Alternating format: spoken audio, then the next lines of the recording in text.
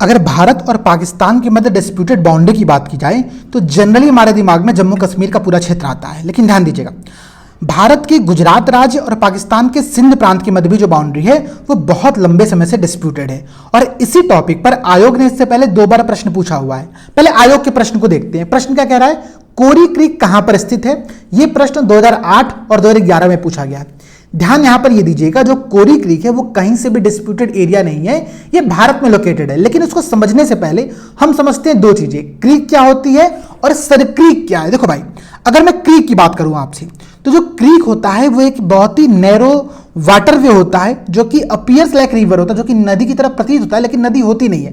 कारण यह है कि इसकी जो डेप्थ होती है बहुत कम होती है।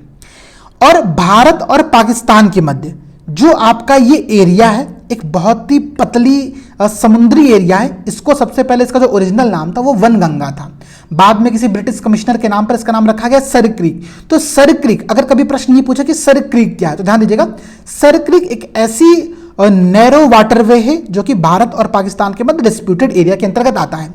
इसी को हम लोग दूसरे नाम से भी जानते हैं, उसका नाम है हरामी नाला। हरामी नाला नाम देने का कारण यह है कि ये बहुत ही स्ट्रेटेजिक लोकेशन है और बहुत लंबे समय से विवाद के अंतर्गत है। इसके साथ ही साथ ये जो पूरा एरिया है ये एक्सक्लूसिव इकोनॉमिक जोन के अंतर्गत भी आता है, क्योंकि यहाँ पर बहुत बड़ी मात्रा में नेचुरल गैस और फ्यूल के होने की संभावना है। इसके साथ ही साथ अगर मैं पूरे एशिया की बात करूं तो पूरे एशिया में बहुत बड़ी मात्रा में जो सी फूड का प्रोडक्शन होता है वो यहां से होता है। तो देखो सरक्रीक जो है ये भारत और पाकिस्तान के मध्य एक विवादित क्षेत्र बन जाता है। लेकिन सरक्रीक के साथ साथ भारत में कुल करीब 6 क्रीक आपको देखने को मिलते हैं।